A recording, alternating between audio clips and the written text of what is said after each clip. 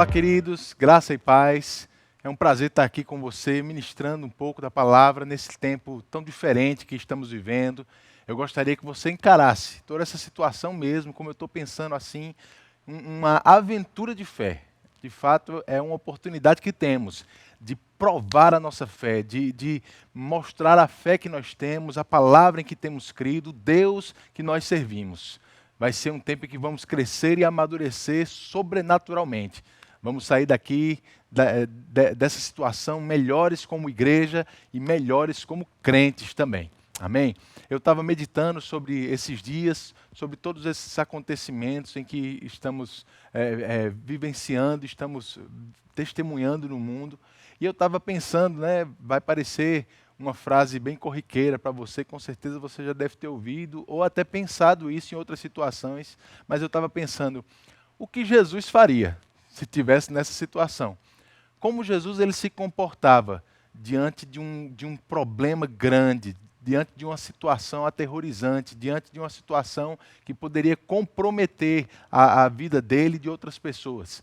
E eu comecei a estudar, a pensar um pouco na palavra, e eu lembrei de um texto que está lá em Marcos, no capítulo 4, versículo 35, eu queria ler ele com você. Marcos 4, 35, quando Jesus ele acalma uma tempestade, diz assim, naquele dia, sendo já tarde, disse-lhe Jesus, passemos para outra margem. E eles, despedindo a multidão, o levaram assim como estava, no barco, e outros barcos o seguiam. É interessante, se você ler um pouco antes, você vai ver que Jesus ele estava ministrando para as pessoas em um barco, e ali mesmo ele pede aos discípulos, olha, vamos atravessar para outra margem, e o texto diz que lá onde ele estava, naquele barco mesmo, eles decidiram levá-lo. E outros barcos seguiram. Não pensa nesse barco, irmãos, como um navio gigante. Os comentários falam de um barco de aproximadamente 8 metros de comprimento, um barco que cabia de 10 a 15 pessoas. Então era um barco, sim, um barco grande, mas não nas proporções que a gente pensa um navio, alguma coisa assim. Isso é importante para a gente entender o quanto eles não deviam estar sacolejando, balançando no meio de uma tempestade, como a gente vai ver mais na frente. Eles passaram para outra margem, Jesus estava num barco com seus discípulos, discípulos que muitos deles eram profissionais, pescadores, pessoas com experiência, não só em embarcação, mas também está em tempestade no meio das águas. Mas outros barcos estavam seguindo eles também, passando para aquela outra margem. No versículo 37 ele diz, ora, levantou-se grande temporal de vento, e as ondas se arremessavam contra o barco, de modo que o mesmo já estava a encher-se de água. Então, a gente não está falando de uma chuvinha ou um vento pequeno, não. Chuva forte mesmo. Pessoas falam, comentários falam de ondas de 2, 3 metros de altura num barco pequeno como aquele, relativamente pequeno para essas ondas. E o barco sacolejando, mas o que é que acontece? No versículo 38, diz que Jesus estava na popa, na parte de trás do barco, dormindo sobre o travesseiro. Eles o despertaram e lhe disseram, mestre, não te importa que pereçamos? E ele, despertando, repreendeu e disse ao mar, acalma-te, emudece. O vento se aquietou e fez-se grande bonança. Aleluia. No versículo 40, então lhes disse, por que sois assim tímidos? Como é que não tendes fé? E eles, possuídos de grande temor, diziam uns aos outros, quem é este que até o vento e o mar lhe obedecem? Glória a Deus. Eu fico pensando nessa situação, irmãos. Mais uma vez, eu estou tentando imaginar como Jesus se comportaria nesses dias em que nós estamos vivendo. Como ele agiria ou como ele pensaria nessa situação, numa situação como essa. E ele está lá, no meio de uma tempestade, de noite. A Bíblia diz no começo do texto que a gente leu que já era tarde, então eles já estavam se deslocando no escuro, numa tempestade. Lembra que não tinha iluminação como tem hoje no mundo, escuro mesmo, talvez luzes de candeia, alguma coisa assim no barco. Uma tempestade grande, o barco sacudindo, batendo contra as ondas e Jesus dormindo. Glória a Deus. Sabe, lá em Salmos, capítulo 4, no versículo 8, diz, em paz me deito e logo pego no sono, porque, Senhor, só Tu me fazes repousar seguro. Aleluia. Sabe, querido, eu fico pensando que essa era uma realidade que Jesus experimentava todos os dias. Ele entendia que a segurança da vida dele era Deus. Não importava a situação em que ele se encontrasse, ele sabia que estava seguro, porque ele tinha um Deus que garantia essa sua segurança de vida. E eu estava pensando sobre essa situação, a gente sabe o que aconteceu. A gente sabe aqui que os discípulos ficaram com medo, acordaram Jesus, Jesus repreendeu aquela tempestade. É interessante também porque essa palavra no versículo 39, repreendeu, é a mesma palavra que Marcos usa para Jesus no capítulo 1, no capítulo 3, no capítulo 9, quando ele falava com demônios. Eu acredito que Jesus via aqui nesse quadro que se montava, um quadro realmente montado pelo diabo contra a sua vida. E ele repreende aquela tempestade. Sabe, irmãos, esse tempo que nós estamos vivendo não veio de Deus. O diabo tem se levantado contra esse mundo, tentando trazer esse tipo de medo para as pessoas. Mas eu e você, nós temos uma autoridade sobre essas coisas. Eu e você, nós temos uma autoridade sobre qualquer principado, potestade, qualquer dominador desse mundo tenebroso. O nome de Jesus é maior do que todos eles. Nós podemos repreender isso que está acontecendo. E a gente vê o que aconteceu aqui. Jesus é acordado, repreende aquela tempestade e interroga os discípulos. Ele diz, olha, por que vocês são assim tão tímidos? Essa palavra tímidos, ela também pode ser traduzida como medrosos. Por que vocês são assim medrosos? Como é que você não tem fé? Olha o que Jesus diz, irmãos. Ser medroso é um sinal de que você não tem fé. Medo e fé, eles não estão juntos na mesma pessoa. Ou você está com medo, ou você está em fé. Ou você crê no que a palavra diz, ou você contraria o que a palavra diz e olha para as circunstâncias. E era o que estava acontecendo ali com os discípulos. Agora é interessante, isso é o que aconteceu. Mas não era o que devia ter acontecido. Pelo que Jesus fala com os discípulos, o que devia ter acontecido é Jesus não ter acordado e os próprios discípulos terem resolvido aquele problema. Terem comandado em fé e aquilo se acalmar. Olha, queridos, que os discípulos poderiam ter essa autoridade. Jesus, ele esperava isso deles. E não só para salvar a sua própria vida, mas lembra, além desse barco, tinham outros barcos que estavam seguindo Jesus naquela mesma tempestade. Se eles estavam em risco de afundar e de morrer, os outros barcos passavam por esse risco também. Estamos numa situação em que o mundo todo pode estar em risco, irmãos. Mas se eu e você, como igreja, estabelecermos a nossa fé e liberarmos a nossa fé com autoridade, o que vai mudar não vai ser para nós, vai ser para o mundo todo. Nós vamos mudar um quadro que vai salvar não só a nossa vida como corpo de Cristo, mas o mundo todo pode ser salvo por uma decisão de fé da nossa parte. E é isso que eu quero te chamar. Não só para ficar pensando, se você estivesse nessa situação, algumas pessoas dizem, acorde Jesus na sua vida. Não, irmão, seja Jesus na sua vida nesse momento. Repreenda isso que está acontecendo, não deixe medo entrar, como os discípulos entraram. Não deixe medo entrar no seu coração, não deixe que o medo te intimide, não deixe que o medo te paralise nessa situação. Sabe, eu vou te dizer, irmãos, ter um pouco de medo no início, quando as informações começam a se levantar, é até um pouco normal. Todos nós ficamos impactados com as informações, com tudo que tem acontecido. E se a gente começa a olhar para as notícias, a gente vai começar a sentir mesmo uma pressão sobre nossas vidas. Agora, isso é como aquela história do passarinho. Você não pode impedir que ele voe na sua cabeça, mas você pode impedir que ele faça um ninho em você. Então, não deixe que o medo fique na sua vida.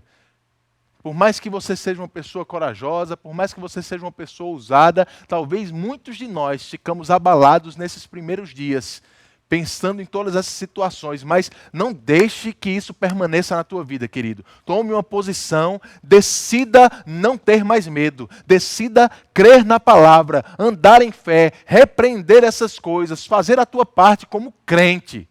Amém? Perceba que essa situação montada pelo diabo é para nos intimidar. E nós precisamos tomar uma posição de fé.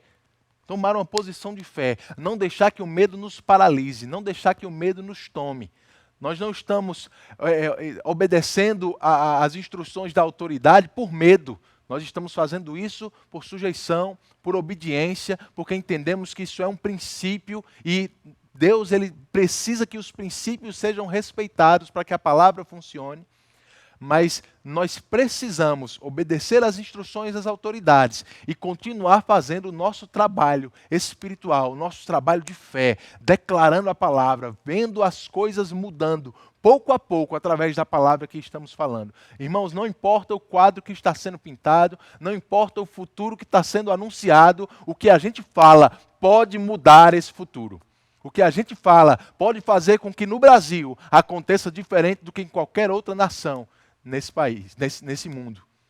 E eu quero te chamar para isso mesmo, para usar a tua fé, para não deixar que o medo te pare, para começar a se alimentar da palavra de Deus, irmãos. Só existe uma forma de você fazer fé crescer no seu coração, é se alimentando da palavra. E para o medo ir embora, você precisa colocar fé dentro de você. Fé é aquilo que afasta o medo. Fé é aquilo que vai fazer com que você comece a se movimentar na direção que Deus tem apontado. Eu queria ler com você os Salmos, no capítulo 27. Que salmos maravilhosos, irmãos. A gente vê Davi diante de uma situação também muito complexa, muito complicada. Davi era um homem corajoso. Eu creio que você vai concordar comigo. Davi, ele enfrentou gigantes, ele enfrentou o leão, enfrentou ursos, enfrentou vários guerreiros, várias batalhas em sua vida. Ele era um homem de Deus, um homem corajoso, um homem ousado, mas em algumas situações a gente vê Davi amedrontado. Davi com medo se iniciando, mas o que é que ele fazia? Ele começava a louvar ao Senhor, ele começava a reconhecer a segurança, a fortaleza de Deus sobre a sua vida, como aqui no Salmos 27. Eu queria ler com você e eu gostaria de deixar esse texto para que você continuasse meditando nos próximos dias. Para toda vez que o medo quiser chegar na tua cabeça, toda vez que os pensamentos de temor, de timidez, pensamentos de medo mesmo, tentarem te paralisar, medita nesses 6 versículos aqui de Salmos 27. Olha o que Davi diz. O Senhor é a minha luz e a minha salvação. De quem terei medo? Aleluia! De quem terei medo? O Senhor é a fortaleza da minha vida. A quem temerei? Quando malfeitores me sobrevêm para me destruir, meus opressores e inimigos, eles é que tropeçam e caem. Ainda que um exército se acampe contra mim, não se atemorizará o meu coração. E se estourar contra mim a guerra, ainda assim, aleluia, terei confiança. Uma coisa peço ao Senhor e a buscarei, que eu possa morar na casa do Senhor todos os dias da minha vida, para contemplar a beleza do Senhor e meditar no seu templo, pois no dia da adversidade ele me ocultará no seu pavilhão, no recôndito do seu tabernáculo me acolherá, elevar-me-á sobre uma rocha. Agora será exaltada a minha cabeça acima dos inimigos que me cercam. No seu tabernáculo oferecerei sacrifício de júbilo. Cantarei e salmodiarei ao Senhor. Aleluia! Que salmos poderosos, irmãos, para esse tempo. Davi, ele diz, olha, ainda que se cerque, que esteja cercado de exércitos, ainda que uma guerra se levante contra mim, eu confiarei no Senhor. Ele é a minha fortaleza, Ele é a minha segurança. Sabe o que eu vou fazer? Eu vou oferecer sacrifício de júbilo a Ele, eu vou cantar louvores, eu vou salmodiar ao Senhor. Essas coisas vão te encher por dentro, irmãos. Paulo diz em Efésios capítulo 5 que a gente se enche do Espírito dessa forma, louvando, salmodiando de todo o coração ao Senhor. Faça isso. Se encha do Espírito, não se encha de medo. Não deixe o medo tomar a sua vida. Se encha da palavra, se encha do Espírito, se encha do poder de Deus, para que você ande por aí guardado por essa palavra. Guarde a sua mente, guarde o seu coração. Existe uma paz que excede todo entendimento, irmãos, que pode guardar a sua mente e o seu coração. E essa paz vem se você lançar sobre ele a tua ansiedade, porque você entende, quem cuida de mim é o Senhor.